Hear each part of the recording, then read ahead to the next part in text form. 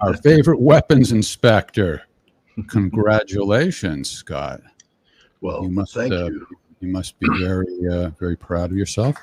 I'm fairly certain that was as fake as the applause. That was unexpected, but now keep in mind that they say the award is not necessarily positive or negative. It's for the most influential person. So you're a game changer, though. I think you changed people's minds about the Ukraine-Russia conflict. I'm pretty sure that's what it was about. President Biden has congratulated you. Let's hear what he has to say. They may have made the wrong decision, and you brought it to light. We should address it. We should say straight up where we are, and we should do it. And for that, I thank you. All right. So we need to our milk. What's that? He said we need to come to our milk or something like that. So yeah. Oh, yeah, I'm not sure what that means exactly. Well, this is the age of deep fakes. So, there's a lot of different memes going around and so forth. I've seen this quite a bit. Apparently, a lot of people thought it would be fun to play this prank and say that not only Zelensky won, but the spirit of Ukraine. I don't know how the spirit of Ukraine could be influential. So that's how we know it's a deep fake. Anyway, so you're taking it in stride, huh? What, Zelensky winning Man of the Year? Oh, you fell for the deep fake? I thought it was you. All right, so you're at an undisclosed location, and last week your voice was a bit rough around the edges. How you feeling tonight? Better. I mean, I'm in Washington D.C. There's the disclosed location. Yesterday was the 35th anniversary of the signing of the Intermediate Nuclear Forces Treaty, and we had a reunion of all the INF people who negotiated the treaty, people who backstopped it, were part of the support staff in the United States, and then people like me and others who were inspectors. And we came together and attended a formal luncheon. We had a State Department official speak and provide insight into the current thinking of the Biden administration regarding arms control. And I think this individual, who will be unnamed because they spoke off the record, thought that they were walking into a sympathetic audience. And instead, after listening to this individual's speech, the questions that came out were basically like, what the hell are you guys up to? And this individual got very defensive very quick. And basically, again, because of the respect for the request, not to get into any details, but there is no arms control policy in the Biden administration. It's total chaos, total anarchy, total nothing. And that's a dangerous situation. Yeah, and you have a new article about that in Energy Intelligence, and folks can find it by going to scottritterextra.com, and we're linking to it. Also, we should tell folks that next Friday night, Scott will be appearing at the Bethlehem Library in Del Mar, New York. And Friday night is when we usually have our date. So next week's podcast will be on Thursday night rather than Friday night. And the following week, even though it's getting close to Christmas, we're going to do it as scheduled. That's Friday the 23rd. But we are going to take the last week of December off. So no podcast on either Tuesday or Friday or any day that week. All right, let's see what our beloved and Tori started her new job this week, and now has just come to a full week. How you doing, Tori? You there, baby? Yep, I'm right here. All right, feeling okay? Yeah, feeling great. All right, let's get to it. Okay. Axel from Finland, what are your thoughts about Victor Bout and the trade that happened? It seems to me that his only notable crime was not being an international arms trader. that brought suffering across the globe, but rather arming the Taliban that got Americans killed. This is referring to the basketball player trade. Yes, Ms. Greiner.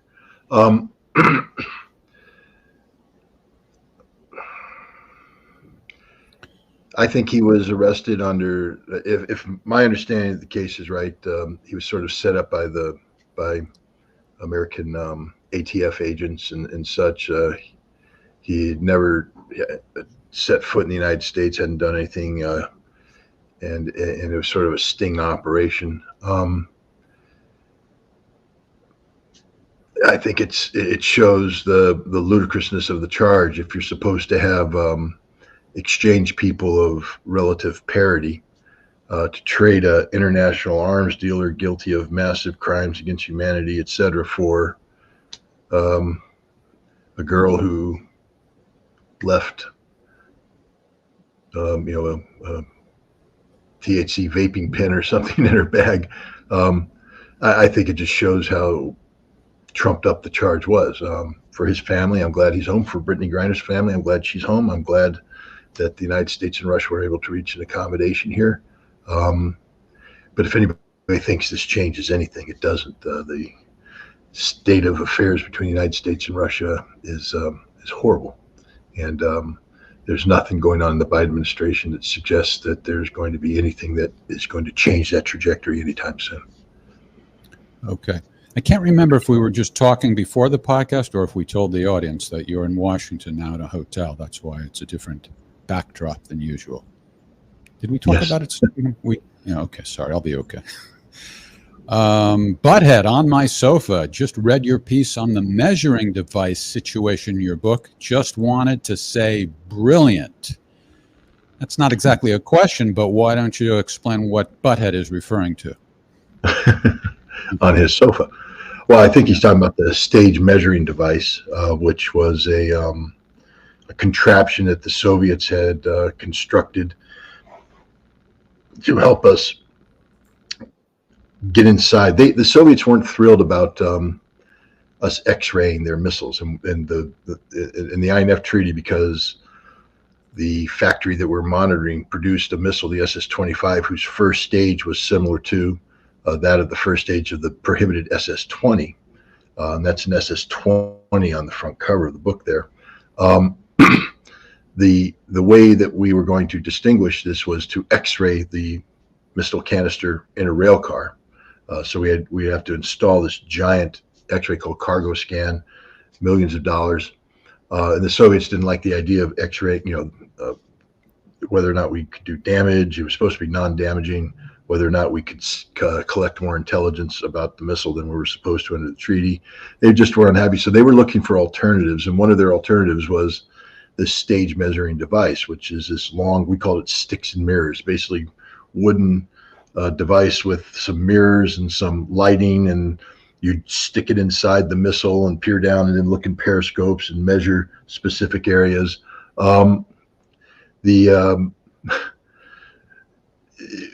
They had presented it to people, and then we said we needed to examine it more closely. So it was shipped to the United States in a crate, a sealed crate, and it arrived in JFK out of the blue, and Customs seized it. Now, it's a sealed, diplomatically inviolable crate. If the seal is broken, then there's no guarantee that what was shipped by the Soviets is that which arrives unaltered in Sandia, New Mexico. So the crate can't be opened. It's supposed to be released to us, but the customs people said, we're not releasing it. We have to inspect it. So out of the blue, I arrived at work, and Marine Corps Colonel Connell, Ritter, stay there, don't move. I stood in the hallway, and he and the general talked, and then he ordered me to get on an airplane and fly to JFK and call him when I got there. So I did. He said, you got to go to Customs and free up this box and get it on a waiting Air Force plane and out of there, and the box can't be opened. Yes, sir. So I go there, and as soon as I walk in, the Customs guys look at me, and I said, I don't care if you send the entire damn Marine Corps, I'm not releasing this box. And, I can't call back to the colonel and say, well, the customs guy won't release it.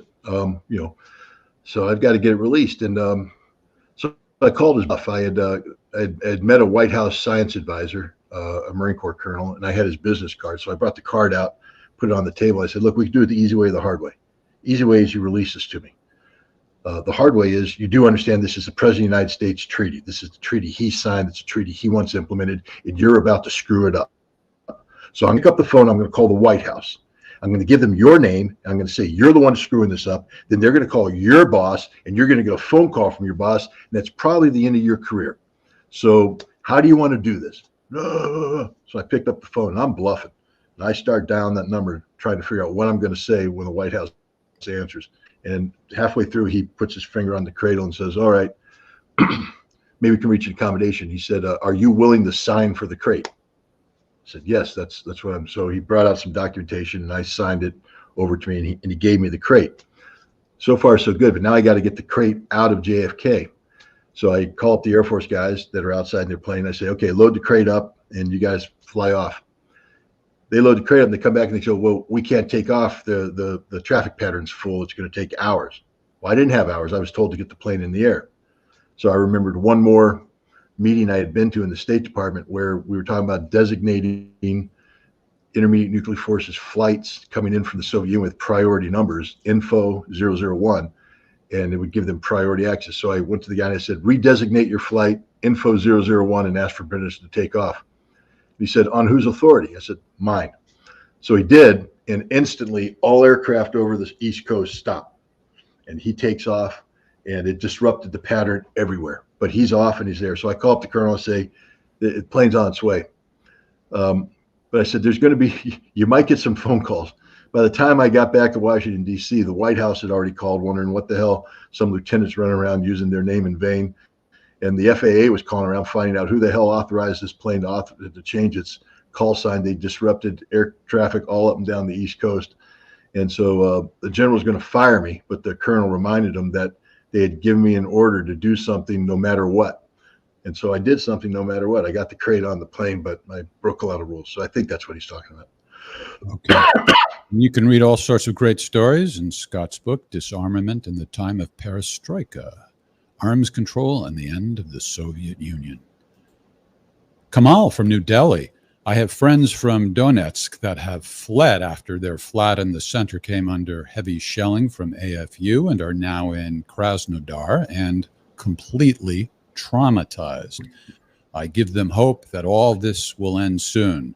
So for them, I ask you, when will this shelling of Donetsk end?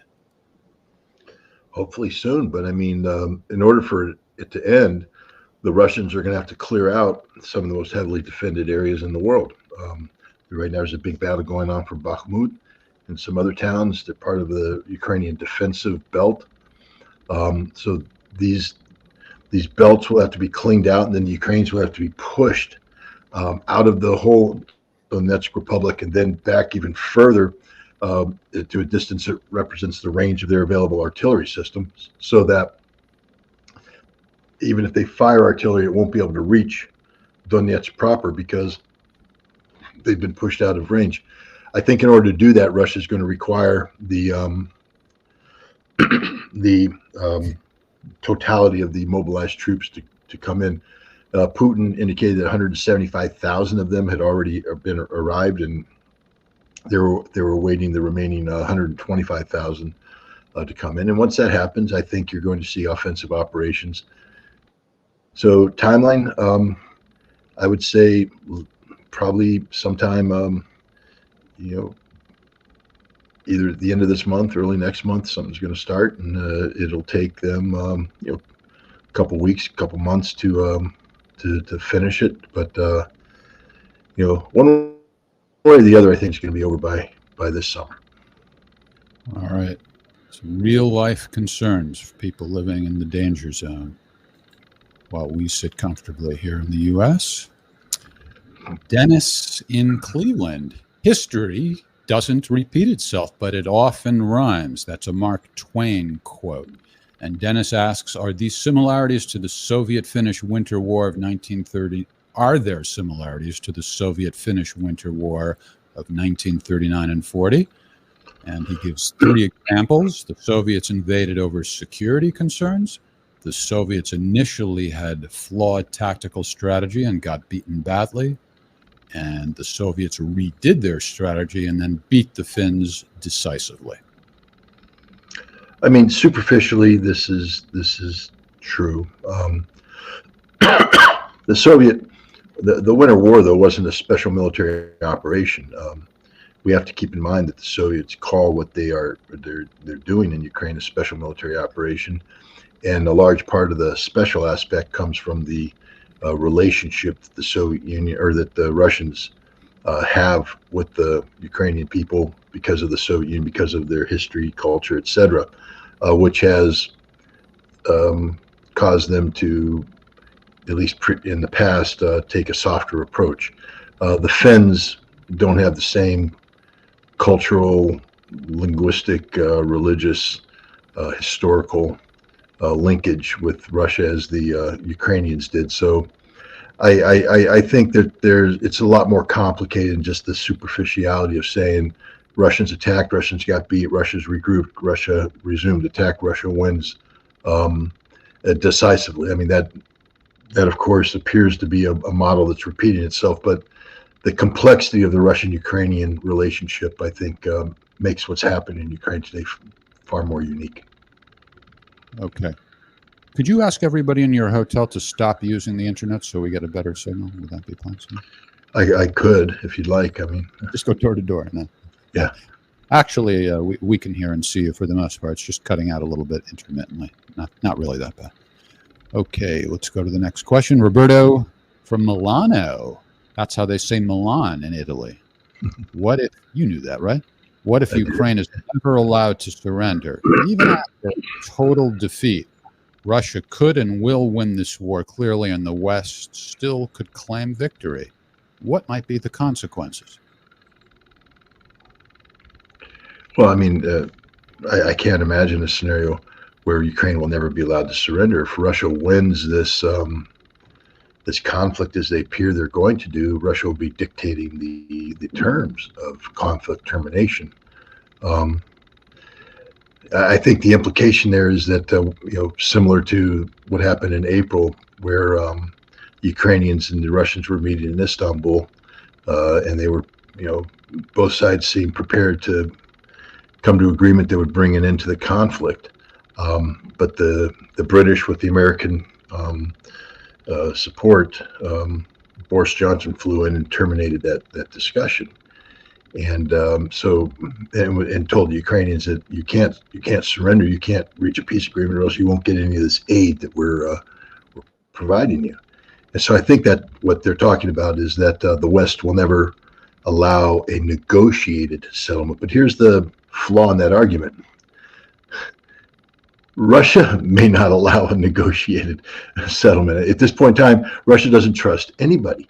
Angela Merkel now has been exposed as being a fraud from day one. It was an outright lie, her claims of trying to negotiate a ceasefire, a termination of the conflict. She was just buying time for the Ukrainian military to be built so they could launch follow-on military operation.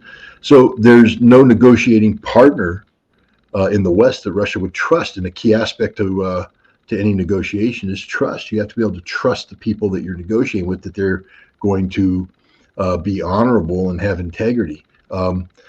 Merkel's a liar. Germany's liars. French are liars. Americans are liars.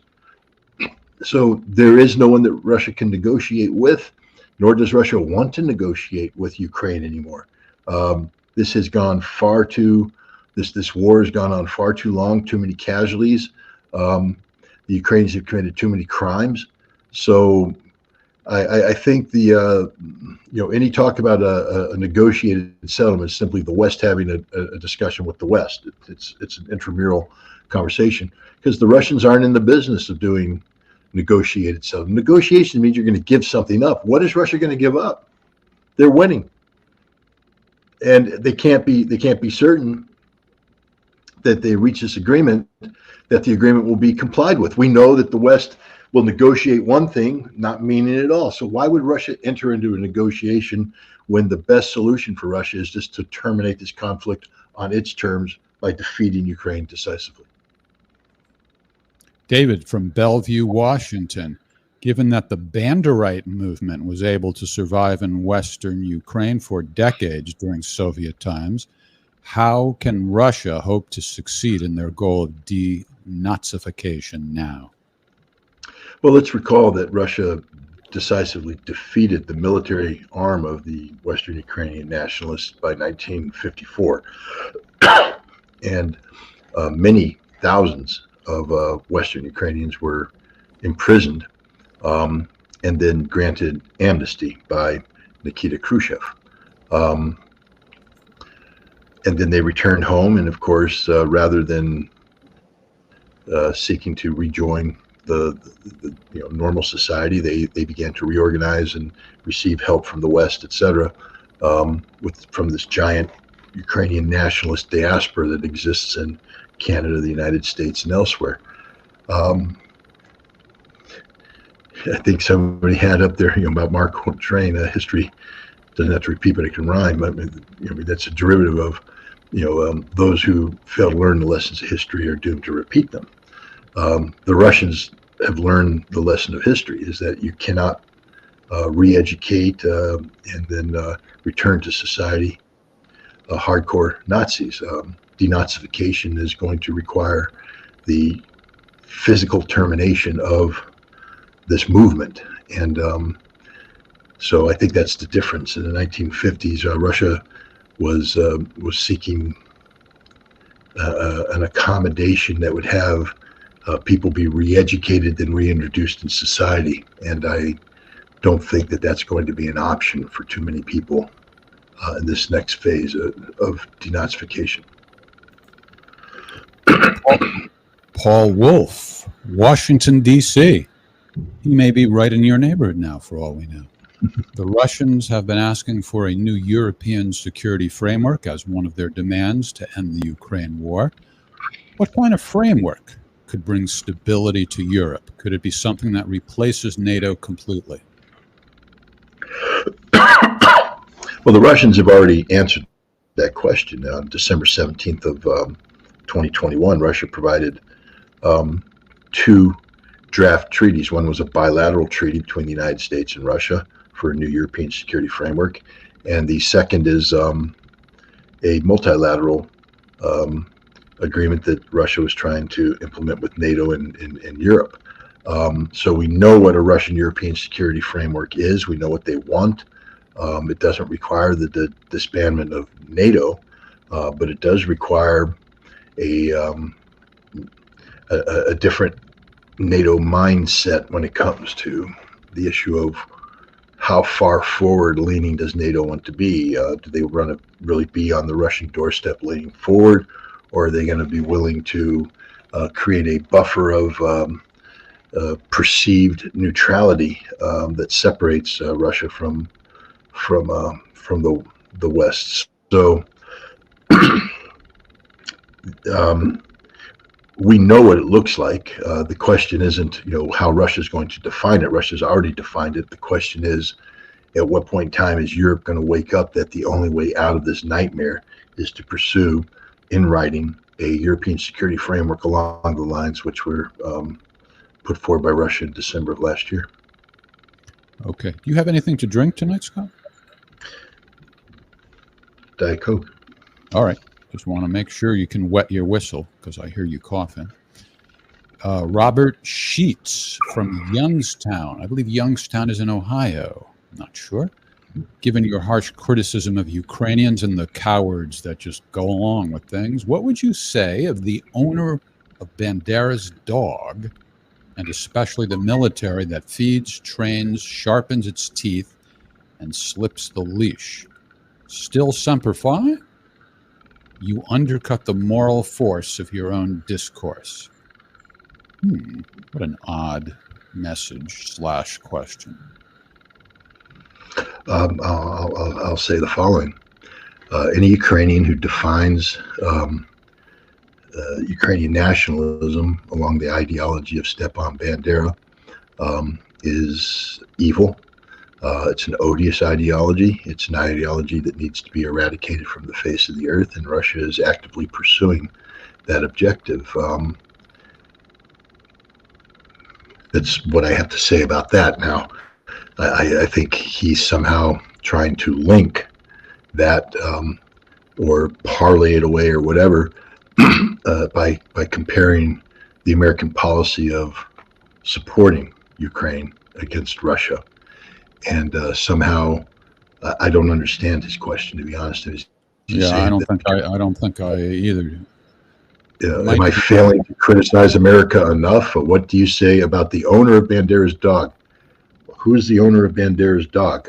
Is America the owner of Bandera's dog? Is that what he's implying? The military that feeds, trains, and sharpens his teeth. So I think he's talking about either the American military or NATO, and slips the leash, which tells them to go forward. Still simplify, always faithful. You undercut the moral force of your own discourse. Let me tell you something, Robert Sheets. If you want to play fucking games about the Marine Corps, come and do it in my face. I'll simplify your ass straight to the grave. Undercut the moral force of my own discourse? Maybe. I'm not here to play moral games or whatever. Keep the Marine Corps out of this fucking thing. All right? You want to talk about American policy? Let's talk about American policy. You want to talk about Ukraine and Bandera? We can talk about Ukraine again.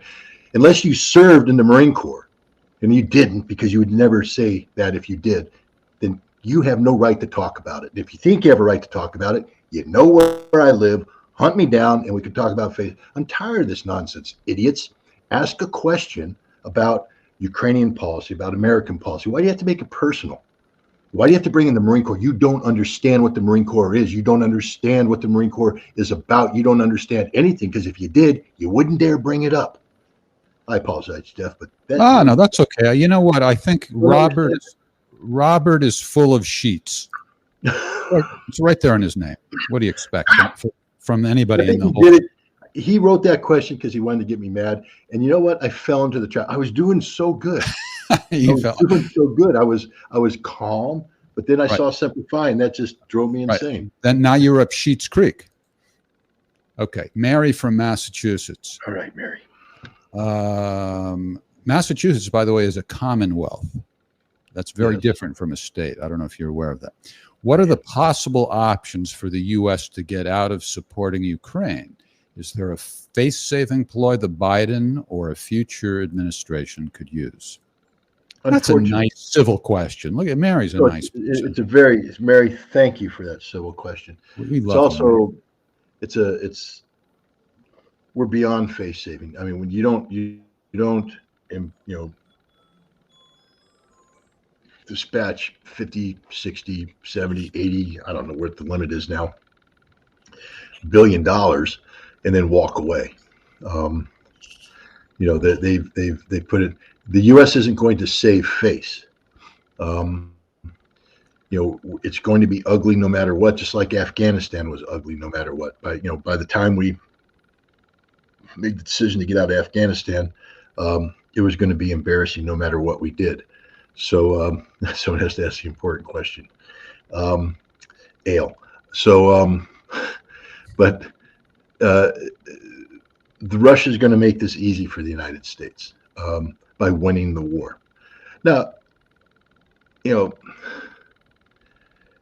it's interesting because I had this conversation with Konstantin Sivkov, who said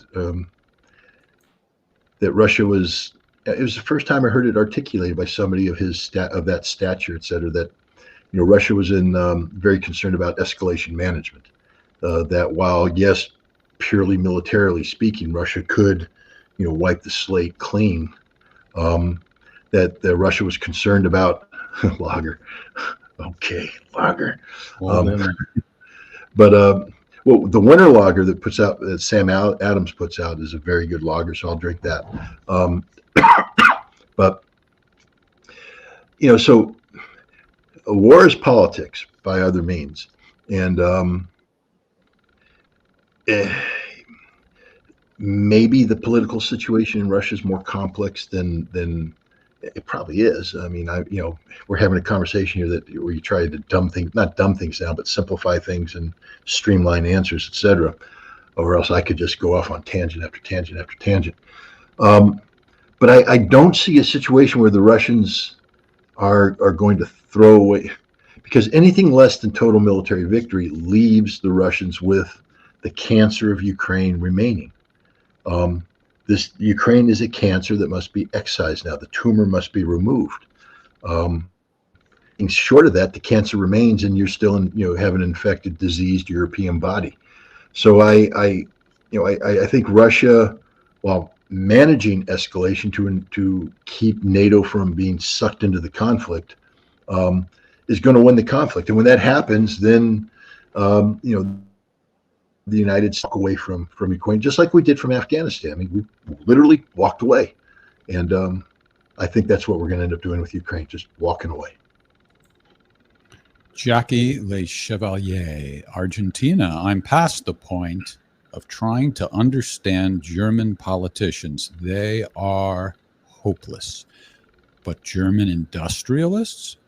There's no way they didn't see this coming. What happened? That's the million-dollar question. It's a very good question. We know the German industrialists saw this coming because at least one of them gave a high-profile interview where he called it out, called out the insanity. But German industry has been making compromises to in the name of German politics, especially when it comes to green energy and industrial practices that reduce carbon footprints and all that stuff. And so I think the industry was caught up in the in the entire policy debate and remained silent. They should have spoken out. I mean, they're being drummed out of business. They're closing down. 1 in 4 German heavy industry jobs may flee Germany this winter. So where were the German industrialists? That's just a very fair question. We get some great questions, not from the Sheets family, but otherwise we do. Alex, Toronto, when do you think the Russian large-scale offensive might be coming? Is there any intelligence information on concentration of Russian forces indicative of that offensive happening soon? Or are those troops still on training grounds? Yeah.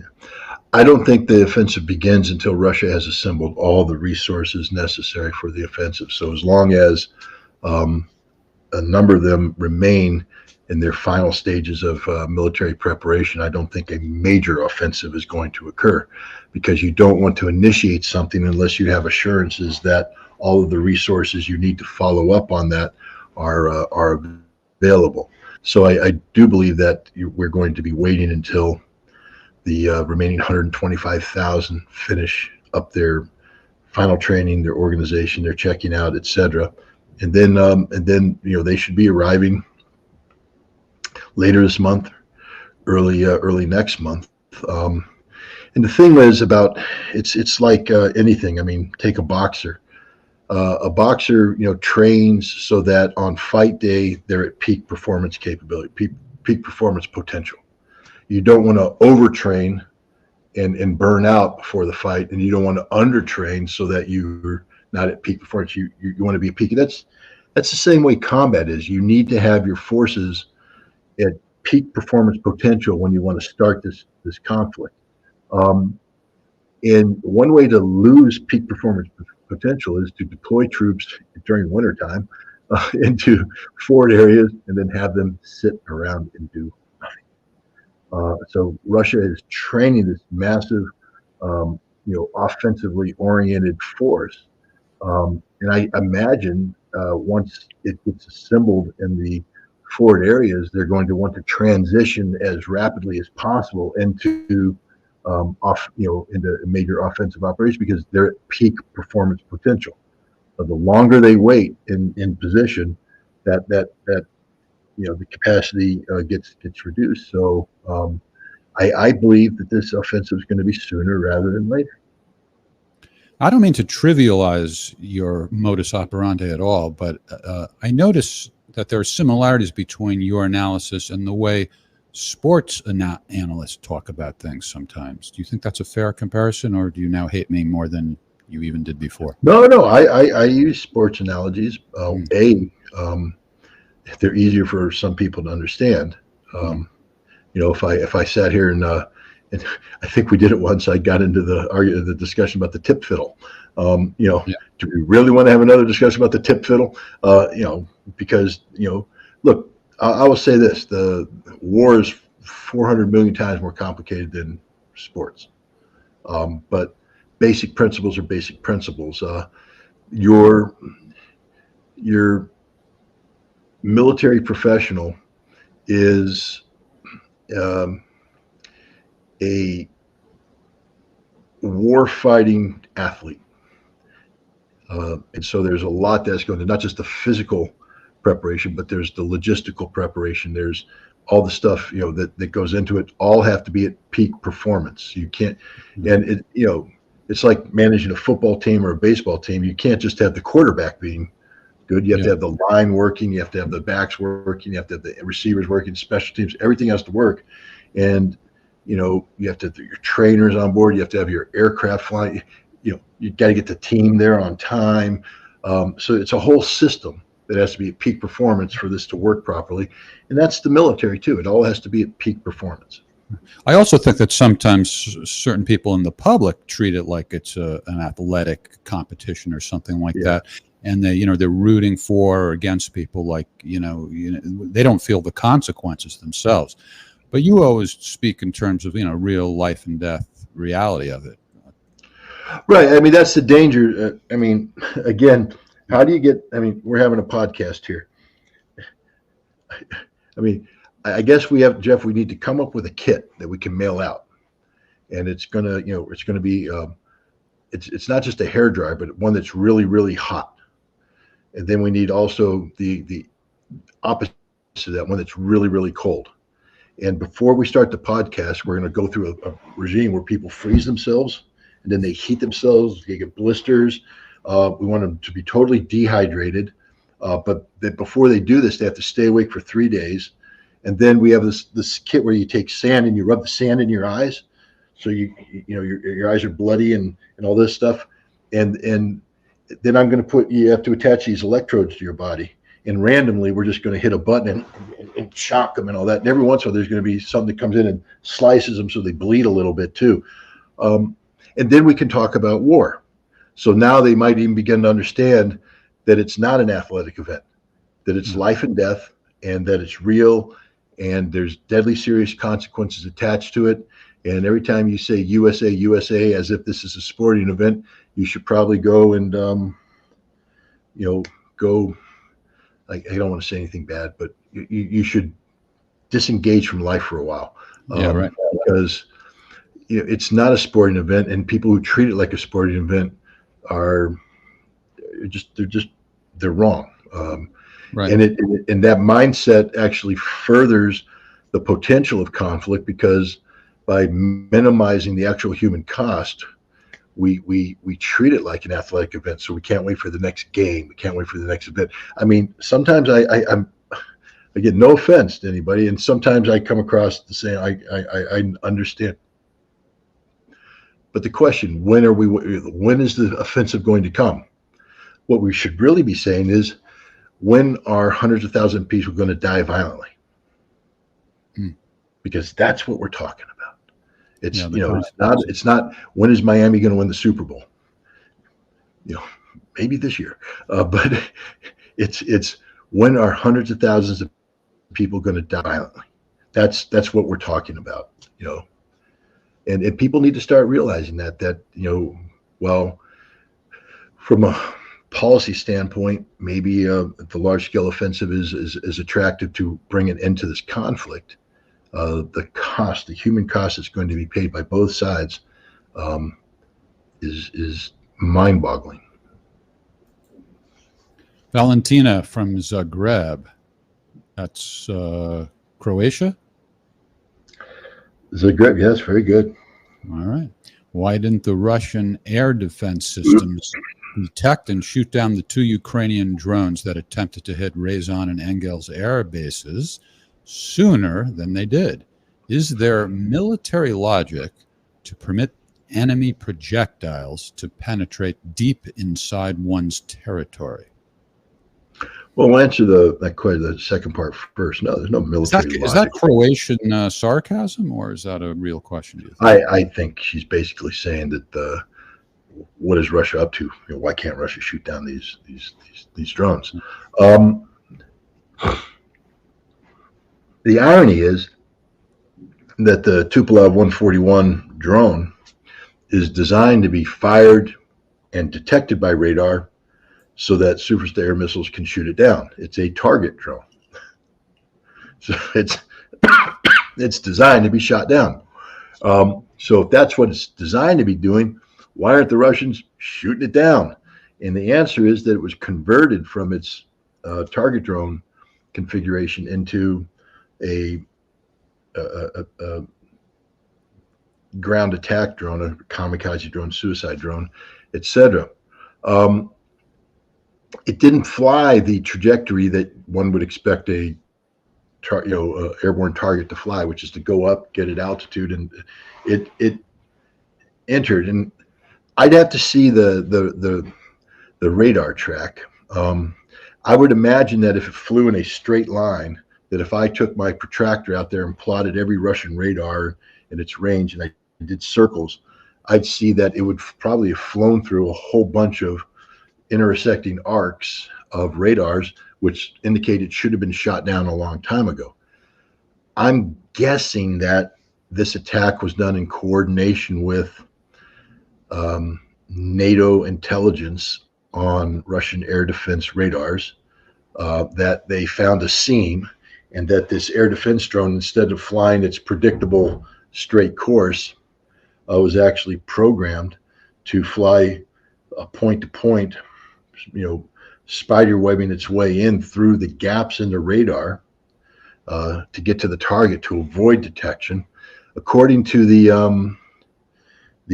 New York Times, Ukrainian deep reconnaissance group was actually near one of the airfields in question, and you have to ask yourself why. I mean, if they're there because of this attack, what purpose did they serve? They're not target acquisition, because the targets have already been acquired by overhead imagery, and the path going in has been pre-planned.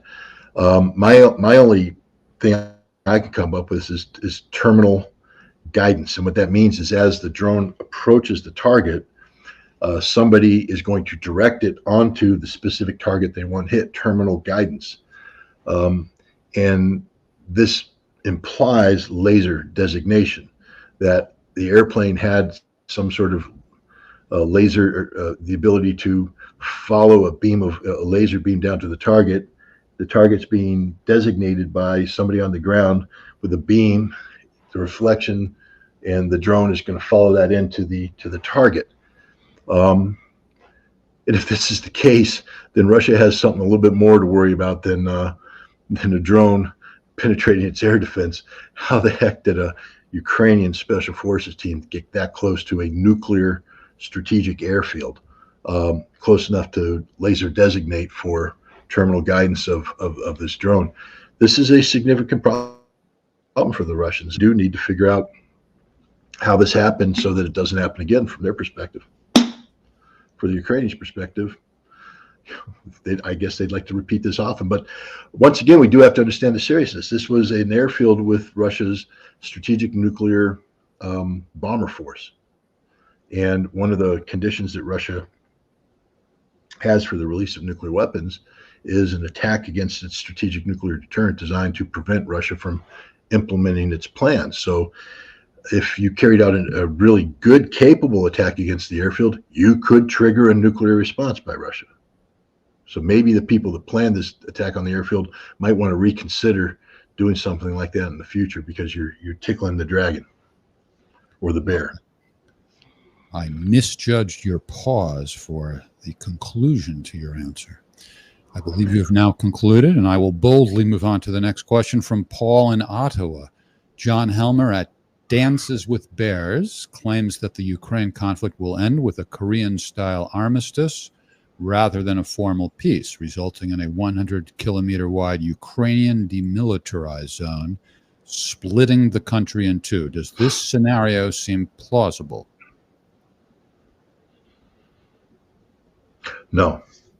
One, it would require Russia to give up on the new European security framework that underpins the entire reason why they're doing this operation.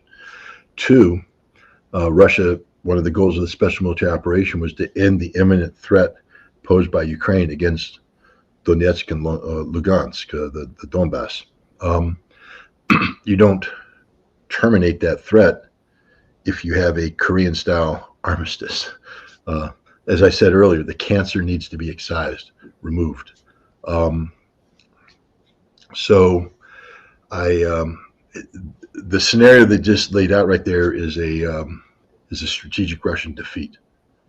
And I don't see Russia terminating this conflict on terms like that. I don't think Russia terminates this conflict with anything less than a strategic Russian victory.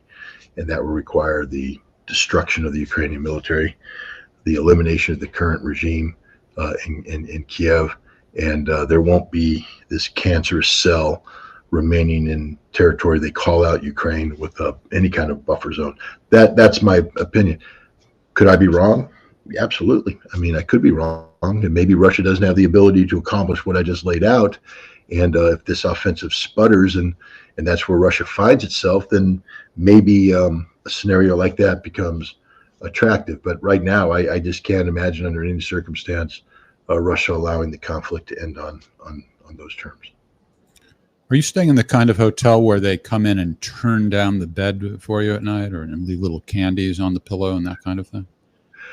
No. I used to work in hotels, so and those type very, very upscale, like the best hotels in the world. Actually, I worked at the Carlisle. You know about the Carlisle in New York? Oh, yeah. I worked at the Carlisle for 3 years. I was just flashing back to that. I always thought that turning down the bed was like ridiculous overkill. Like, who the hell needs somebody to pull down the blanket for them?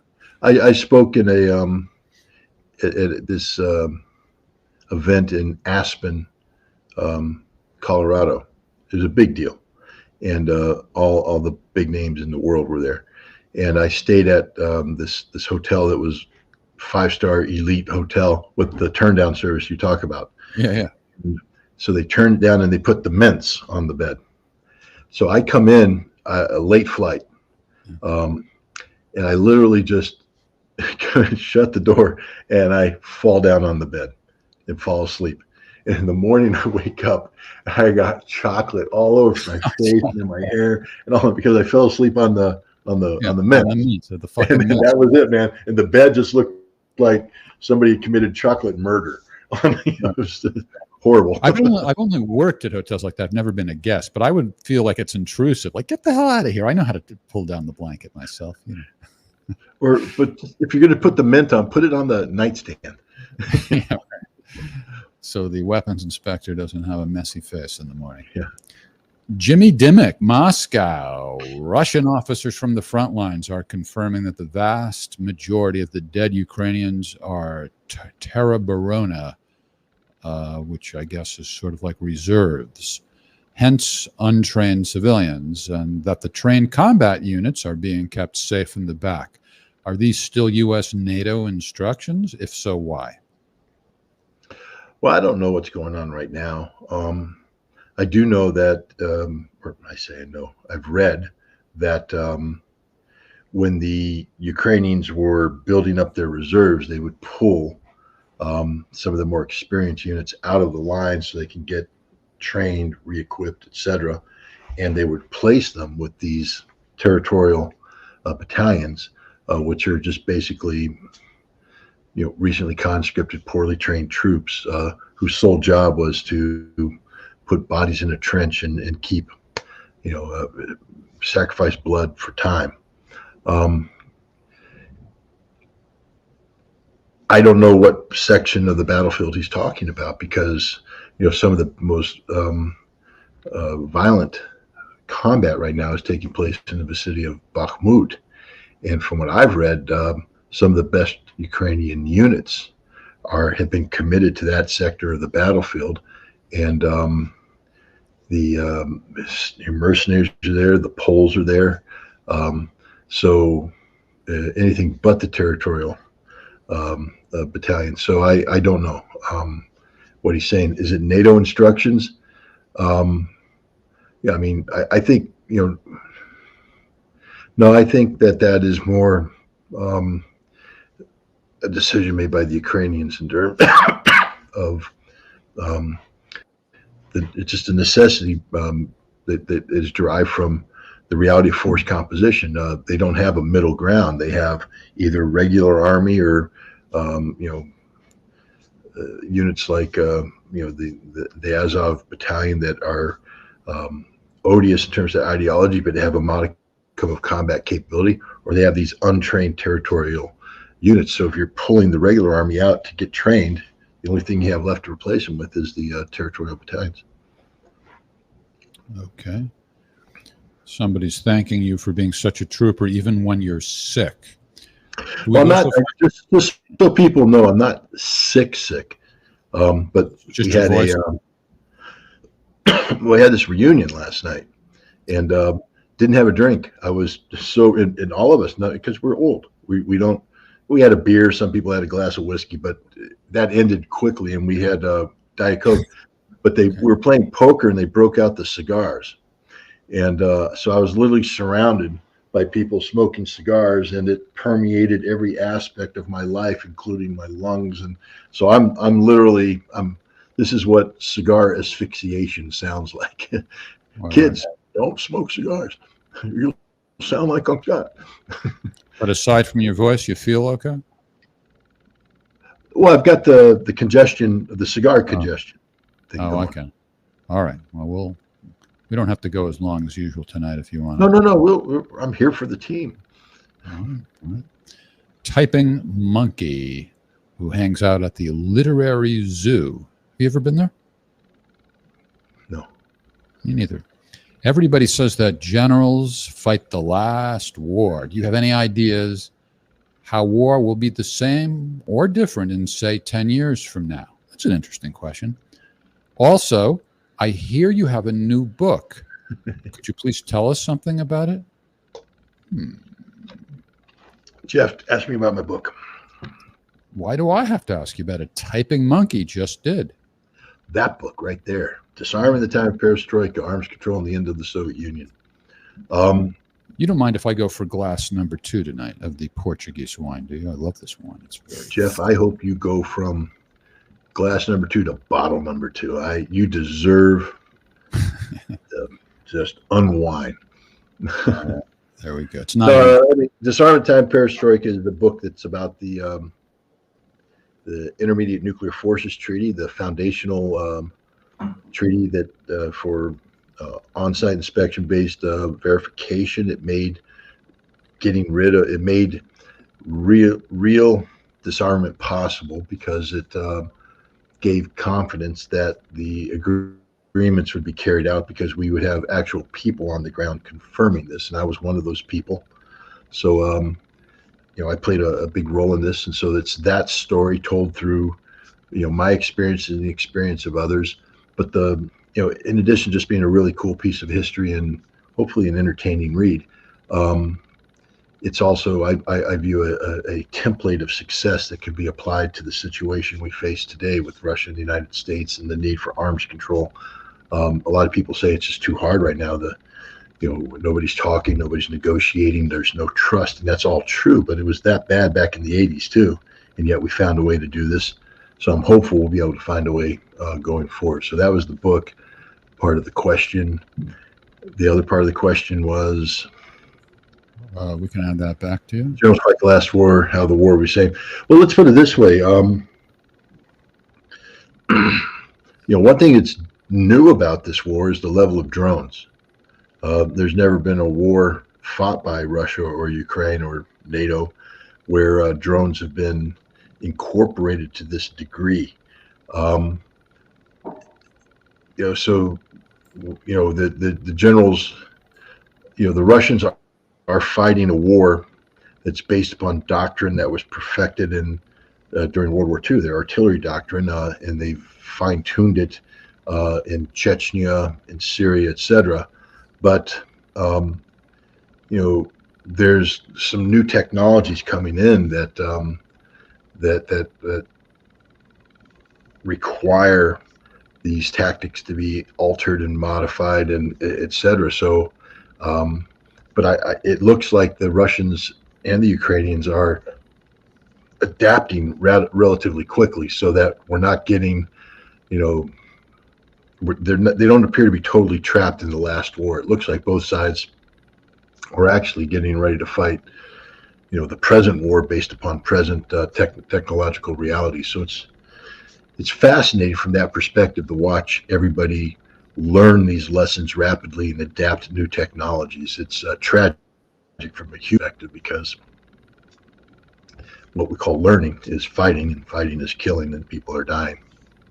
What about non-military use of drones? It seems to me there can be a lot of nefarious uses for them, and they're not that expensive. So should we be worried about that? I think so. I mean, drones are, we see how intrusive they are on the battlefield. There's no place to hide when a drone's hovering over. And there's drones that aren't conducive to visual, monitoring. And right now we see the drone come in and drop the grenade, and everybody's like, "Ooh, isn't that sexy?" Or we see the kamikaze drone fly into an artillery piece and blow itself up. We see the Shahed 136 go in and hit strategic infrastructure targets, and we're like, cool.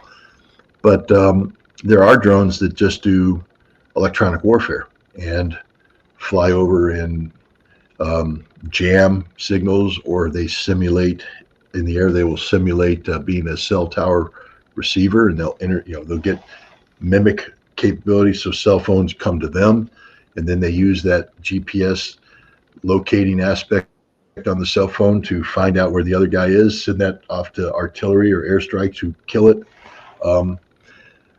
That technology, though, can be used against us.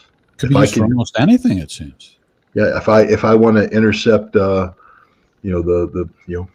your phone call, Jeff, I could put a drone over your house that mimics a cell tower and captures your phone signal and all that. And we know that. Is there much regulation of drones? Well, there's supposed to be regulation of drones in terms of flight and the potential of impacting civilian or commercial airliners. There's also supposed to be, but what there isn't right now is restriction on collection and stuff like that. So it's information collection. You mean in terms of drones being used for that purpose? Is that what you're talking about? I think drones can be used for that purpose. Imaging. Let's say I'm in my backyard. Fly over somebody's office window and with a camera. Take a picture. Yeah. I can take up my drone off from my yard and fly around my neighborhood, and people put fences up in the yards, but a drone can fly over and take photographs down there. It's very intrusive. It's a violation. To me, it seems like a violation of privacy. You're getting some advice from our angel in Quebec. Scott's a beer man. Yes. You don't usually go for liquor, do you? I don't, but vodka could be for medicinal purposes. Medicinal purposes only. By the way, Richie, it continues to be a problem, but so far, every single time I turn my email program off, no problem at all. So I just want to ask you to think about that. He's helping me with a computer problem. So if that's further evidence, Richie, so I'll get rid of the email program if it looks like that's what it is.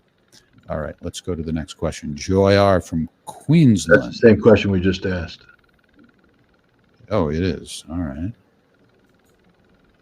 Queensland is in Australia, I believe. Is that correct? Yeah.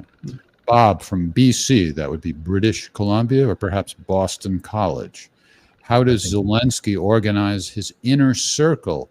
And is the Ukrainian government still meeting in the Verkhovna Rada, which I guess is their parliament or the equivalent of parliament? Yes. Yeah. Zelensky's inner circle has gone through several iterations from the team that he first brought on after his election. They failed to implement any meaningful policy. So he purged that team and and created an inner circle of insiders, people he trusts. And the more and more complexity, failure, incompetence that his government displayed in terms of defining policy and seeking to implement the policy, the more he's culled and handpicked people from, for instance, who supported him when he was a comedian, things like that, people who aren't necessarily the foreign policy experts, but they're going to come in because he trusts them. And we see this going on now. He has war cabinet, etc., and it's people that he trusts, because this is no longer a democracy. This is no longer a normal functioning government. This is a virtual dictatorship run by a president who has suppressed all political opposition, shut down political media, shut down political parties, etc. Yes, the Rada meets, the Parliament meets on things, but by and large, this is martial law, and so presidential decrees, can be done, of course, without the consent of Parliament. Richie just extended another great offer. We got to do something for this guy. What do you give to the man who has everything? You got to go there, maybe give him go to Quebec and give him a shoulder massage. Just, take him out to dinner, something. I don't know. I could take him out to dinner. You can do the shoulder massage. All right. All right, Tori, you got some good questions for the weapons inspector. He says he wants to keep going, even though he can barely speak. The man is a trooper.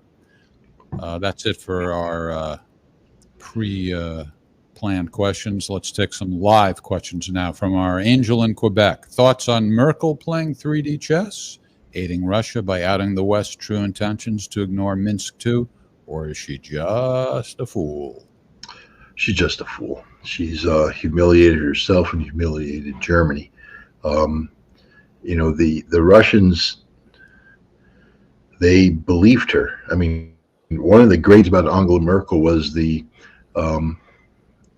fact that she had an ability to sit down with Putin and discuss things based upon mutual trust that other Western leaders couldn't do. So, Angela Merkel was able to be seen as a serious interlocuteur. There's a lot of syllables in there. I might have thrown in an additional one, but and she just threw that away. She's pretty much said everything I did with Putin was a lie. Everything. And it's how can Germany ever be trusted again? How can Europe ever be trusted again? A key aspect of diplomacy is the issue of trust. There has to be trust, and there can be no trust with Germany ever again. Not ever again, but with as it operates, is Germany just buying time again? Is this yet another sham? And here's the other thing. It's not that Merkel just embarrassed German relations with Russia. On the strength of Germany's guarantees about Minsk, they went to the Security Council of the United Nations, and they got the Security Council to weigh in with a resolution about Minsk as well. She disgraced international law. She was lying to the Security Council. She stands for nothing. Germany stands for nothing. France, nothing. And now we have Germany and France saying, oh, we need to start being serious about Russia's legitimate national security concerns, and we need to be talking about a European security framework that incorporates Russia's concerns. Why would anybody ever trust her again? Trust France? This is foolish on her. There's no 3D chess going on. This is just plain stupidity. And the reason why she's speaking out right now, again, isn't out of some noble obligation or concern about history, anything that's beneficial. It's because she is seeing her legacy attacked. And so being the narcissist that she is, apparently, she's trying to come in and defend her legacy by distancing herself from Putin and from Russia, because she's being deemed as being too close to Putin. So she's basically saying, oh, no, I wasn't that close. You see, everything I was doing was just, It was to buy time for Ukraine. It was to do this, that. It wasn't me really being close to Putin. I have no respect for her anymore. I mean, she was somebody that you could say, you know, for 16 years, she carried out policy based upon conviction, integrity, etc. You can never use her name and integrity again in the same sentence. You are technically correct. The best kind of correct. Hi, folks. This is from Die Gulden Middenweg. Do you think that countries like Poland, Belarus, Romania, and Hungary are longing in secret to grab a piece of West UA as soon as the UA army is destroyed? I think within each one of those nations, there are nationalist elements who dream of a greater, you know, Romania, a greater Hungary. So they want to incorporate parts of their nations that there are parts of Ukraine that have the Hungarian or the Romanian, you know, majority populations, or at least significant presence. But here's the problem. Europe, at the end of the Second World War, you know, they did a lot of population shifting and drawing lines on maps. And the feeling was that if they didn't solidify this, if they didn't say, okay, no more redrawing the maps, that you're going to have forever conflicts, because they're, you know, yes, we drew a line on the map this time, but now in a couple of years, they're going to say, no, that's really ours. We're going to invade to recover it.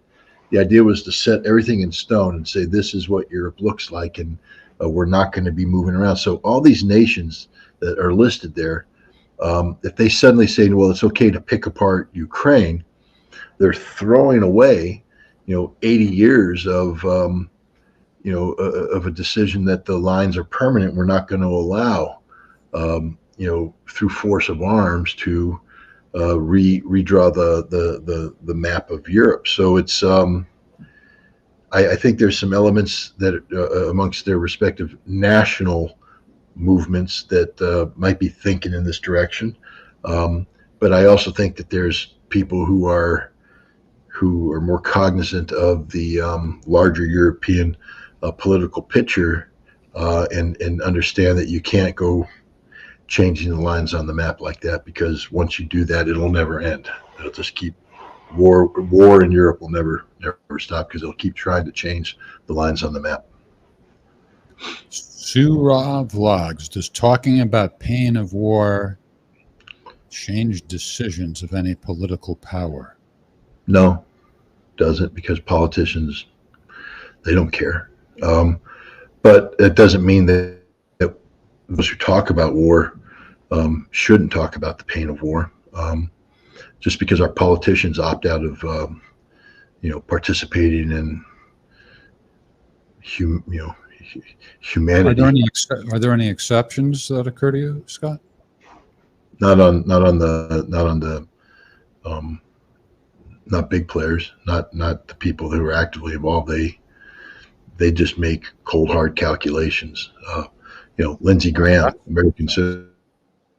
That's so depressing. Ukrainian. The number is 0. Wow.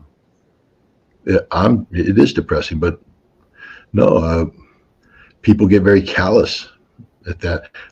And even the people that talk, I mean, here's saying you can't be selective in your humanity. You know, there's a lot of people, oh, those poor Ukrainians are getting blown up and all that, but we don't care about Russian casualties, or, you know. Yeah. Fortunate Son, great song. Yeah. Yeah. Creedence Clearwater Revival sounds fresh today. It's amazing. I love that band. Oh, it's a Love great to the song. Jungle is a good war song too. Yeah. Yeah. Some songs, you know, that came out a long time ago, they sound, you know, production-wise, like they came out a long time ago. Yeah. I don't know, something about Creedence songs. It's just as they could be a contemporary. Just a great sound to them. Have another glass of wine, Jeff. They'll sound even better. Oh, are you suggesting that I'm only waxing poetic on Creedence because of the wine? Is that what you're suggesting? I'm not suggesting anything, Jeff. No, I think you are. All right. Let's go to another question so Scott doesn't continue to mock me for being in a good I'm not mood. mocking you. I'm admiring you. Oh, you are. All right. What do you got, Tori? Anything, Sweetness? Are you out of questions? Did you pass out? There you are. I wouldn't be surprised. It's late for Tori, too. Big Daddy. I've been reading on the internet that the U.S. is trying to instigate the country of Georgia to open up a second front. What's your thoughts on that? Is that just propaganda? No, there was a very strong Georgian nationalist movement that was seeking to open up a second front with Russia under the premise that because Russia was losing in Ukraine, that Russia didn't have sufficient resources to. Uh-oh. Did your dog just show up in Washington? Did Maverick follow you? Get on the but they're giving away the hotel. I'm in a dog-friendly hotel. Wow. And there's no escaping the dogs. And so people do bring their dogs here, and there's Maverick. But that wasn't Maverick. That was I don't know. I don't believe it. I thought for sure there would be no dog sounds tonight, but all right, whatever. Yeah. So the dogs stopped barking. I guess sometimes dogs, when their owners walk out the door, the dogs. It's probably somebody came into the room to turn down the bed and leave mints on the pillow. Mints on the, yeah. The dog ate the chocolate, which that's why they're not going to put mints on the bed, because it's a dog-friendly hotel. But what were we talking about? Was the question, Jeff? I don't even remember what day it is. Remember, I'm drinking heavily tonight, so what do I know? But Creedence is a great band. Ryan from Austin, our muscle-bound friend who has challenged you to arm wrestling. Yeah, I'm working on it, Ryan. Did Biden approve and Ryan, so you said you and Pat were going to go out to do a reconnaissance mission. So where's my report on that? Did Biden approve a new nuclear policy for using nuclear weapons against conventional weapons? No. Biden continued an existing policy that's been in place since the administration of George W. Bush that allows nuclear weapons to be used in non-nuclear under non-nuclear circumstances, to include preemptive use of nuclear weapons. Joe Biden ran on a premise or on the promise that he would seek to redefine America's nuclear posture along the lines of what's called sole purpose. Sole purpose means that the sole purpose of America's nuclear deterrence is to deter against a nuclear attack against America by guaranteeing our ability to respond, therefore destroy. Yeah. That's a good strategy. We actually brought it up. We just put Maverick in a suitcase, no problem. When we moved from Turkey to Germany, when I was a kid, we had 2 dogs and a cat, and so we drove, and everywhere we went, they wouldn't allow the dogs or the cat into the hotel.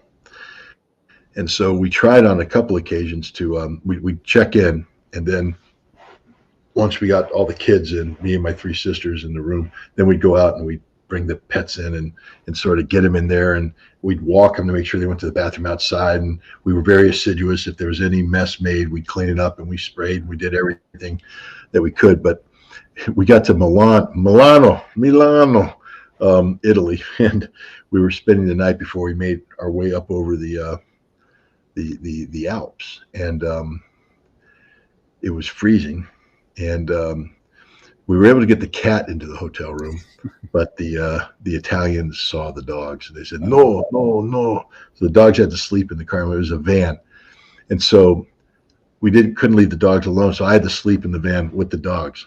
So, and it was, I'm telling you, the temperature was, we had the bowl of water that we had in the car so the dogs could drink. And in the morning when my parents came to wake us up, I'm in a sleeping bag and the dogs are wrapped up in me in the sleeping bag, and the bowl of water is just solid ice. So yeah. Do you remember when we were in you were staying in the Culver City Hotel, and we planned to shoot some video with you right before we brought you to the airport after you were in the LA area for a few events, like for 3 days. And when the guy I arranged to shoot it came in with his equipment, they said, "Oh, no, you can't do it because you didn't get a permit to shoot it."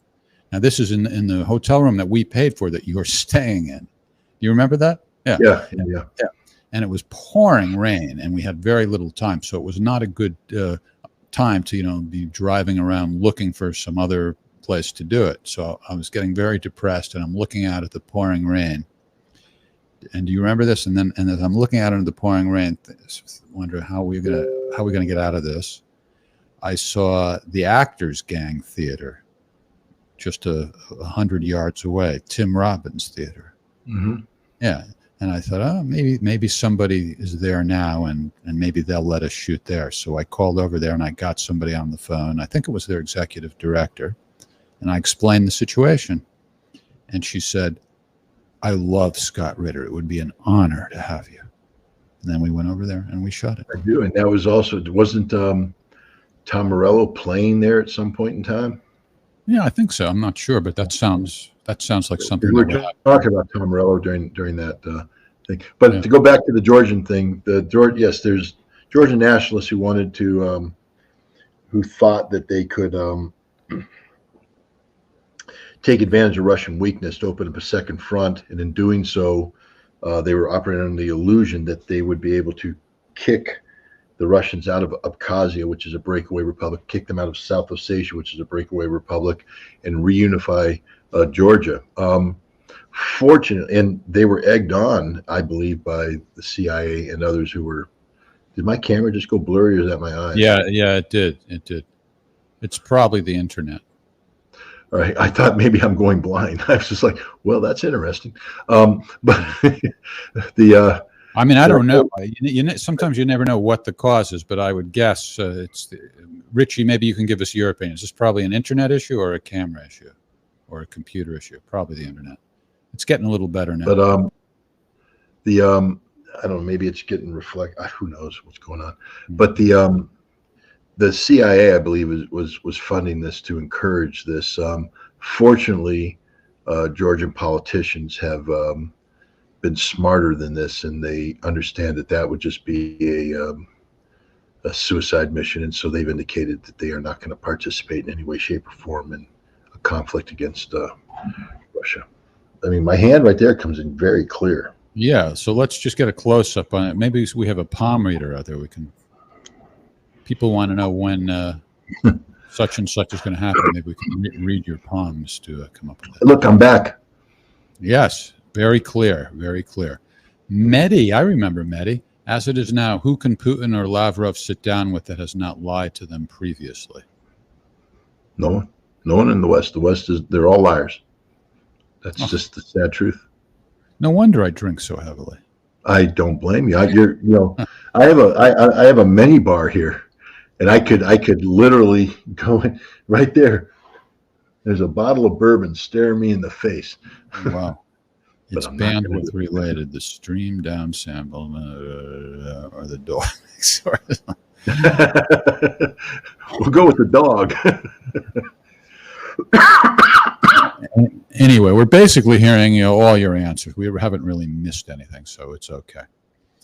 All right, what else we have here? Irina, is that how to pronounce that name? O'Hara, sort of like Irish and Russian mixed together. Do you think Belarus will enter this war? Well, they are indirectly. I mean, they're providing a platform. Russian troops came into Ukraine from Belarusian soil. Russian aircraft have taken off from Belarusian soil and fired missiles against Ukraine. And the Ukrainian army provides a strategic depth to the Russian operation. The Ukrainian president or Belarusian president said that one of his main jobs was to secure, the Russian rear.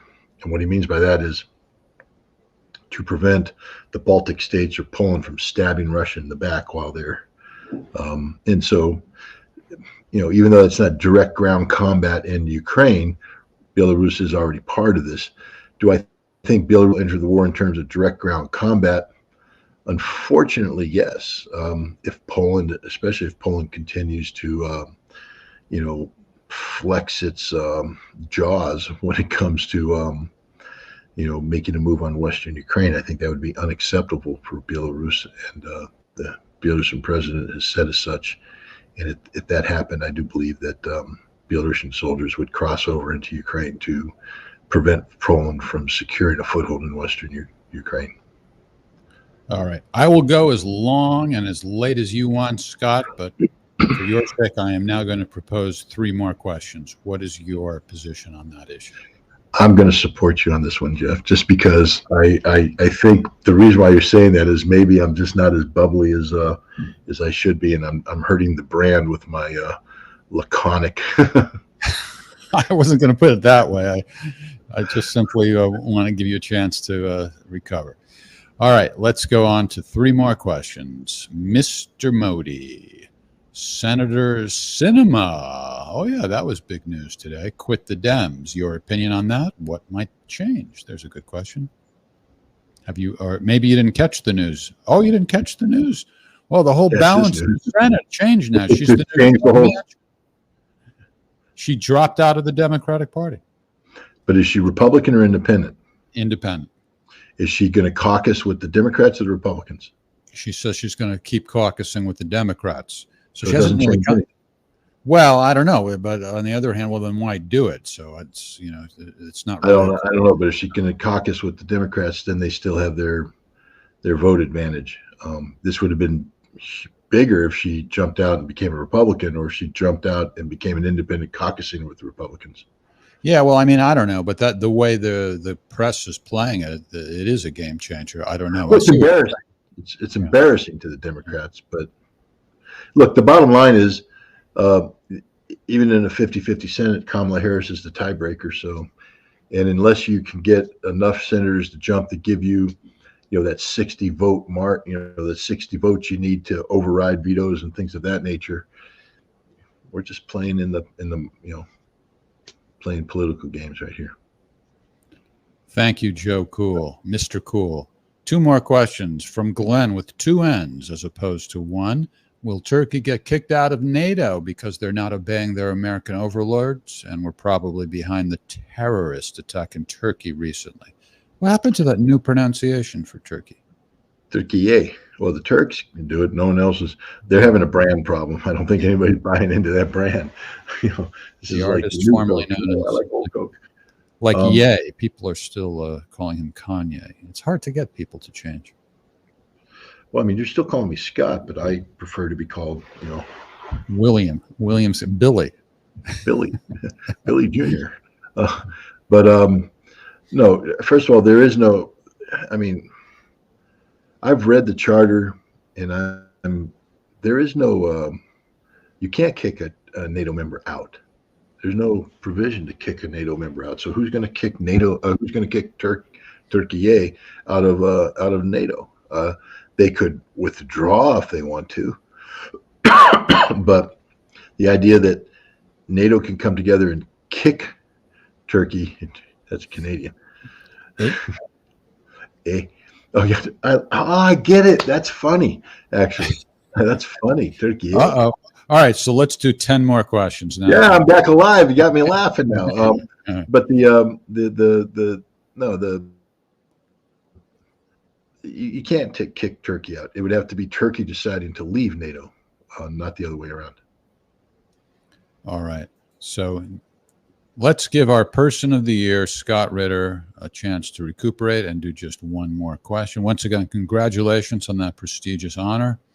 And we now come to our, well, you deserve it. You definitely deserve it. Let's come to our final question. You stated the only way to denazify Ukraine is to eliminate the ultranationalist Banderites, or the cancer of Ukraine. How do you stop the cancer of Banderites? How do you say that word? I know what you're saying. You stop the cancer of the diaspora of Bandera in Canada. Okay. Personified by Chrystia Freeland, or the diaspora of Western Ukrainians in the United States. personified by Victoria Nuland. Um,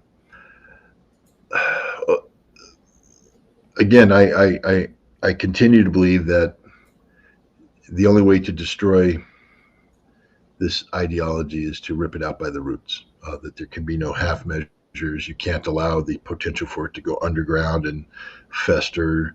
You can't leave Western Ukraine untouched so that these people, solidify their position and become even more rancid.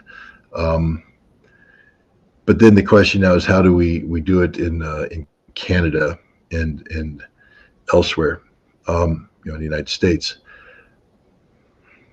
To delegitimize it is the most important thing. Look, here in the United States, the Ku Klux Klan could form a political party and say, we're running for office. But they've been so delegitimized, marginalized, that if they did so, they'd get no support, because people would recognize them for the white supremacist, odious, hateful, ideology that they are. I think that the same thing has to happen for anybody who supports. This would be like somebody trying to run for office in the 1950s, who continues to openly support Adolf Hitler.